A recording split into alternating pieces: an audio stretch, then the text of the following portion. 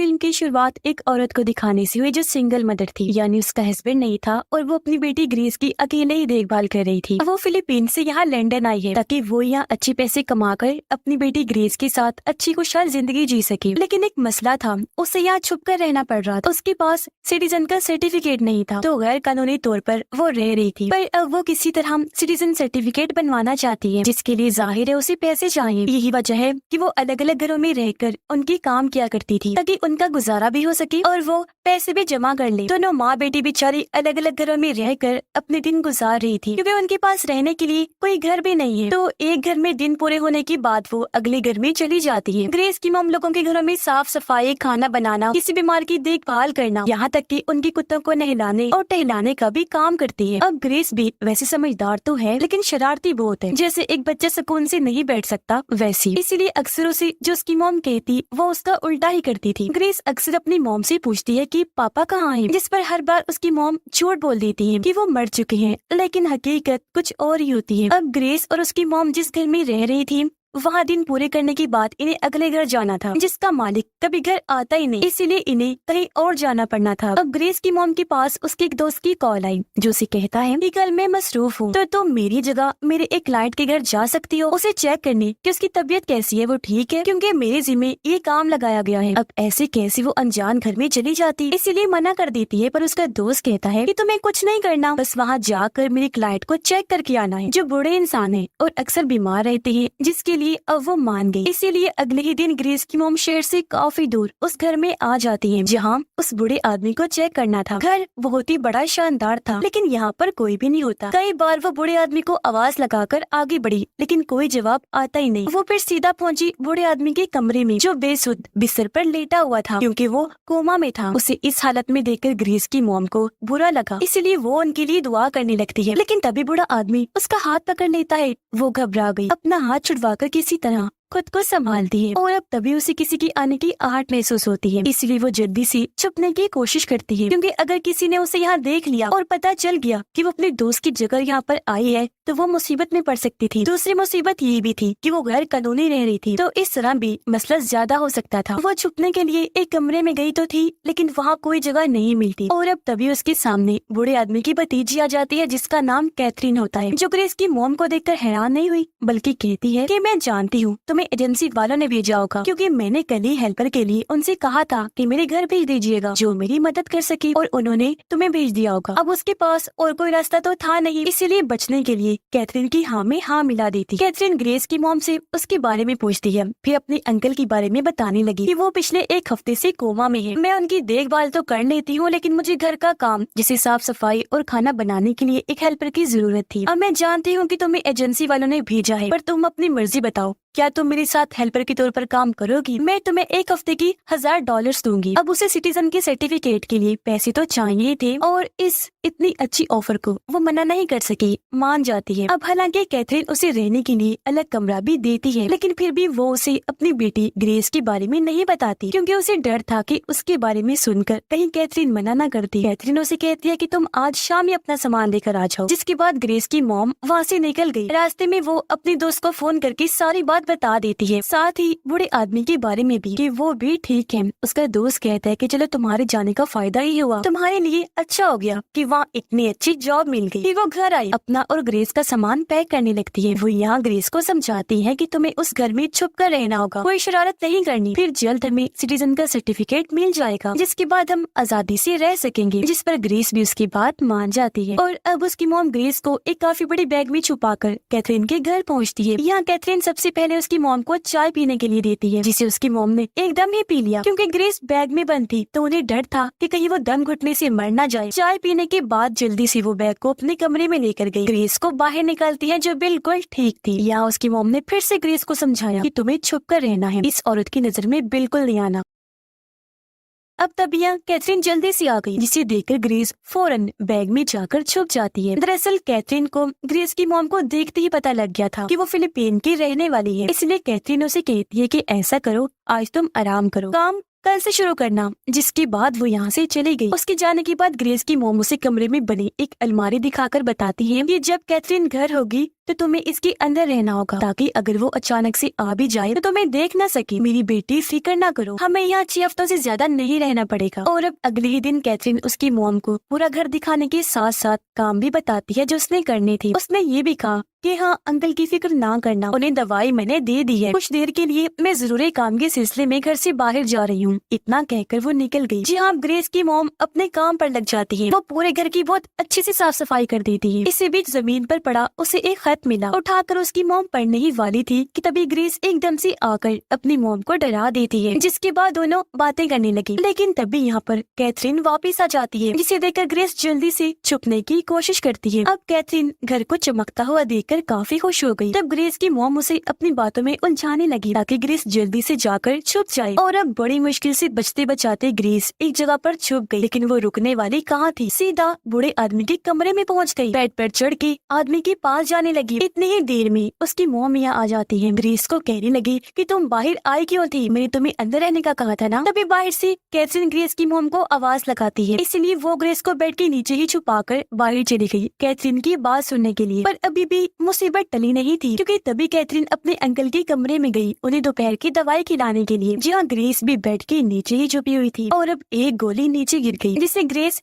Catherine से पहले ही देख चुकी थी। उसने गोली उठाई तो जल्दी से ग्रेस पीछे हट गई। अब कैथरीन अंकल को दवाई खिलाकर वहाँ से चली जाती है और इस तरह एक बार फिर ग्रेस बाल बाल बच जाती है। ग्रेस अपने मॉम को बताती है कि कैथरीन तो अपने अंकल को नींद की गोलियां खिलाती है। इस पर उसकी मॉम ने कहा, अच्छा नींद की गोलियां, मगर ये बात तुम कैसे जानती हो कि वो नींद की गोलियां थी। ग्रेस जवाब देती है कि एक बार जब आपने मुझे विटामिन्स की गोलियां लाने भेजा था तो गलती से मैं नींद की गोलियां ले आई। वैसे ये गोली मैंने तब देखी जब कैथरीन अपने अंकल को खिला रही थी। उसकी मॉम कहती है, बेटा क्या पता उसकी बनावट एक जैसी हो, हर एक जैसी दिखने वाली दवाई का काम एक जैसा नहीं होता। इस बात को लेकर ग्रेस को अपने मॉम पर गुस्सा ही आ गया कि ये मेरी बातों पर यकीन नहीं कर रही, क्योंकि उसे शक था कि कैथरीन एक बुरी औरत भी हो सकती है। अब जैसे ही रात हुई, सब सो गई तो ग्रेस खाने की चीज ढूंढने के लिए पूरे घर में घूमने लगी। जहाँ अचानक ही उसके सामने कैथरीन आ गई। ग्रेस घबरा गई, कहती है, ओह शिट, ये क्या, कैथरीन इधर। लेकिन जब उसने गौर किया तो ग्रेस ने नोटिस कर लिया कि कैथरीन की तो आंखें बंद है, यानी वो नींद में चल रही थी। अब कैथरीन ऐसे ही आगे बढ़ने लगी। तब ग्रेस उसका पीछा करने लगती है। उसने देखा कि कैथरीन स्टोर रूम की तरफ जा रही है और अब जैसे वो अंदर गई, ग्रेस बाहर खड़े होकर अंदर देखने लगी कि अब कैथरीन क्या करने वाली है। कैथरीन तभी एक पर्दा हटाती है, जिसके पीछे एक बड़े से कांच के डब्बे में औरत की लाश पड़ी थी, जिसे देखकर ग्रेस काफी डर जाती है, पर वो फिर भी देखती रही। और अब कैथरीन नींद में ये भी कह देती है कि मैं इस पूरे घर को जला दूंगी। अगली सुबह ग्रेस की मॉम नोटिस करती है कि आज कैथरीन का मूड ठीक नहीं है। प्रॉपर्टी के सिलसिले में एक वकील से मिलने उसे जाना पड़ेगा, जिसके लिए उसे कुछ दिन लग जाने थे। इसीलिए कैथरीन ग्रेस की मॉम को कहती है कि मैं कुछ दिनों के लिए यहाँ पर नहीं हूँ, तो पूरा घर संभालने के साथ साथ मेरी जगह तुम्हें अंकल को दवाई देनी होगी। वो यहाँ सिखाती भी है कि कैसे दवाई खिलानी है। ग्रेस की मॉम नोटिस करती है कि कैथरीन जबरदस्ती बूढ़े आदमी को दवाई लेने पर मजबूर कर रही है। उसने अजीब बात ये भी नोटिस की कि जब तक अंकल दवा को निगल ना ले,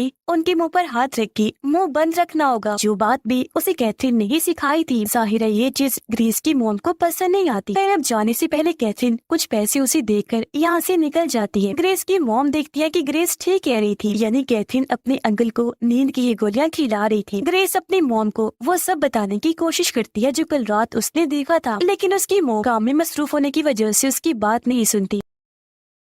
उन्हें फिर कुछ याद आ गया। वो ग्रेस को कहती है कि आराम से रहना, जो कहकर वो यहाँ से बाहर चली गई। दरअसल वो पहले एक नर्स हुआ करती थी और उसने एक केयर टेकर के तौर पर एक घर में जॉब भी की थी, यानी वो वहाँ एक मरीज की देखभाल का काम करती, जहाँ उसे कुछ दवाइयाँ और उनकी असर कि किस दवाई को लेने से क्या होता है ये पता चला था, क्योंकि वहाँ भी वो एक बूढ़े आदमी की देखभाल कर रही थी। और क्योंकि दिल की वो बहुत अच्छी है तो अपने इलाज से इस बूढ़े आदमी को भी ठीक करना चाहती। घर वापस आने के बाद वो बूढ़े आदमी के लिए दवाई बनाने लगती है। उसने बूढ़े आदमी की सारी दवाइयाँ ही बदल दी थी और अब वो ग्रेस की मॉम की देखभाल करने की वजह से बिल्कुल ठीक हो जाता है। उठते ही वो कहते हैं, मेरे केयर टेकर कहाँ हो आप? उसका नाम भी लेता है, पर उसने सामने ग्रेस की मॉम को पाया, जो कहती है कि वो मुझे आपकी भतीजी ने ही काम पर रखा है। बूढ़ा आदमी कहता है, लेकिन मेरी तो कोई भतीजी है ही नहीं। ये सुनकर ग्रेस की मॉम को लगा कि बूढ़ा आदमी क्योंकि अभी होश में आया है इसलिए ऐसा बोल रहा होगा, और क्योंकि अभी कैथरीन घर पर नहीं थी इसलिए वो ही उसका ख्याल रखने लगती है। जहाँ बूढ़े आदमी की ग्रेस से भी अच्छी दोस्ती हो जाती है। अब एक दिन बूढ़ा आदमी ग्रेस की मॉम से उसके बारे में पूछता है,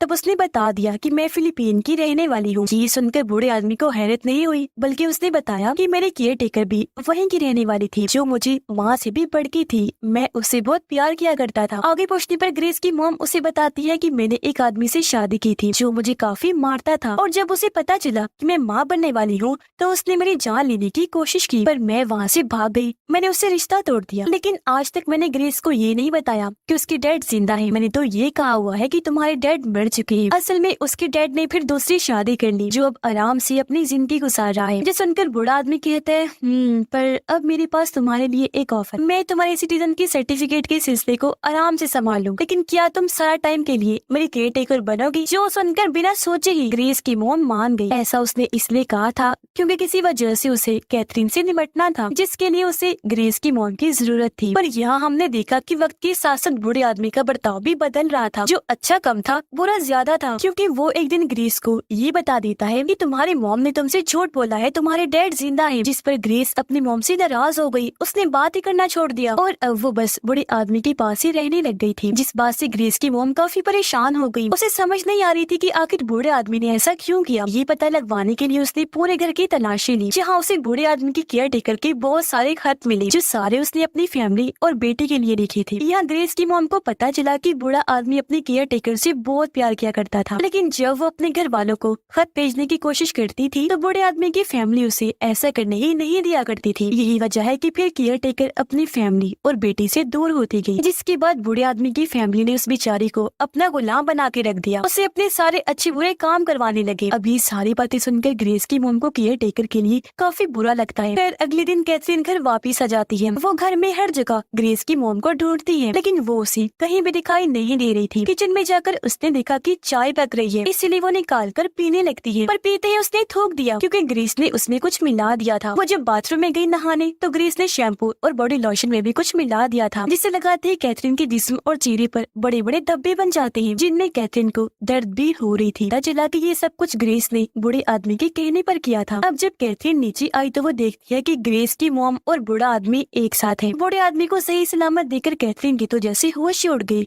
वो दंग रह जाती है।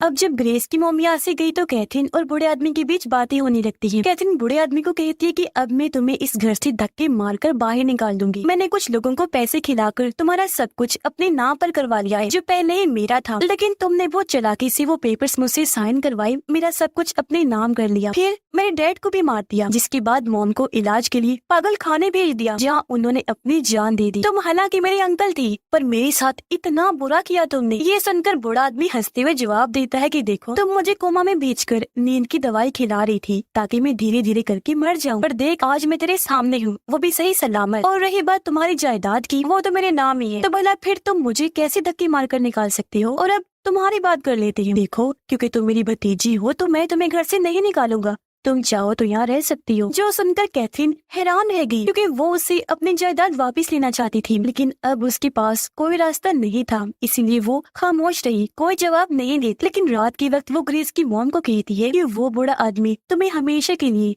यही अपने पास रख लेगा, तुम कभी आजाद नहीं हो पाओगी। जो कहकर कैथरीन पर्दा हटाती है और शीशे की बॉक्स में बंद उस बूढ़ी औरत की लाश को दिखाकर बताती है कि देखो, ये थी बूढ़े आदमी की केयर टेकर, जिसने जब यहाँ से भागने की कोशिश की तो उसने इसे मारकर इस बॉक्स में बंद कर दिया, और अब तुम्हारा भी यही असर होगा। और बाकी रही बात मेरी, तो मुझे उससे बदला लेना ही है, मैं उसे मार दूंगी। ये कहकर उसने ग्रेस की मॉम को पैसे दिए और कहा कि तुम अब मेरे किसी काम की नहीं रही, तुमने मेरे साथ गद्दारी की है, शायद तुम्हारे खून में ही गद्दारी है। हम चाहे तुम्हारी जितनी मर्जी मदद कर दे, लेकिन तुम हमें धोखा दोगी। ये पैसे लो और निकल जाओ यहाँ से, बस अपना मुंह बंद रखना। जो सुनकर ग्रेस की मोम रोती हुई कहती है कि मदद, और आप हमारी क्या मदद करेंगी? हम आपके घर की साफ सफाइयाँ करते हैं, खाना बनाते हैं, आपके कुत्तों को नहलाते और घुमाते हैं, कोई बीमार है तो उसकी देखभाल, यहाँ तक कि उसकी गंदगी पे साफ करते हैं। मदद तो हम आपकी करते हैं, न कि आप हमारी। इतना कहकर वो कैथरीन के पैसे उसे वापस लौटा देती है और ग्रेस को लेकर यहाँ से जाने लगती है। पर ग्रेस जाना नहीं चाह रही थी। तभी यहाँ पर पुलिस आ गई, जो ग्रेस की मॉम को ही गिरफ्तार करने आई थी, क्योंकि वो गैर कानूनी तौर पर रह रही थी इसलिए, जिसकी शिकायत भी बूढ़े आदमी ने की थी। तो पुलिस उसे गिरफ्तार करके ले जाती है और क्योंकि अभी उसे ग्रेस की मदद की जरूरत थी, इसीलिए वो ग्रेस से ये झूठा वादा करता है कि मैं तुम्हारी मॉम को जेल से छुड़वा लूंगा, बस कैथरीन को रास्ते से हटाने के लिए तुम मेरी मदद करो। और अब उसके कहने पर ग्रेस इंजेक्शन लगाकर कैथरीन को बेहोश कर देती है, क्योंकि यहाँ कैथरीन बूढ़े आदमी को मारने के लिए आई थी। अब यहाँ इंजेक्शन लगने की वजह से उसे अपने सारे हेल्पर्स भूत की शक्ल में दिखाई देने लगते हैं, जिन सब के साथ कैथरीन ने बुरा सलूक किया था। और अब यहाँ वो उसे शर्मिंदगी का एहसास करने के तौर पर आई थी। मतलब बूढ़ा आदमी तो था ही बुरा, लेकिन वो भी कम नहीं थी, दोनों एक दूसरे से बढ़ के थे। अब ग्रेस ने तो बूढ़े आदमी की मदद कर दी थी, इसलिए वो अब बूढ़े आदमी को कहती है कि मेरी मॉम को भी जेल से अब आजाद करवाओ, लेकिन वो यहाँ बात को टालने लगता है। जिस बीच ग्रेस को पता चल गया कि इसने ही मेरी मॉम को गिरफ्तार करवाया है। वो बूढ़े आदमी को कोई चीज मारकर यहाँ से भाग जाती है। बूढ़े आदमी ने भी उसका पीछा किया, क्योंकि वो अब ग्रेस को खत्म करना चाहता है। वजह ये है कि उसे लोगों को गुलाम बनाकर रखना बहुत पसंद था। पर यहाँ ग्रेस भी काफी चालाकी से स्टोर रूम में आग लगाकर केयरटेकर की लाश वाला बॉक्स बूढ़े आदमी के ऊपर गिरा देती है, जो उसके पैर पर गिरा, इसलिए वो अब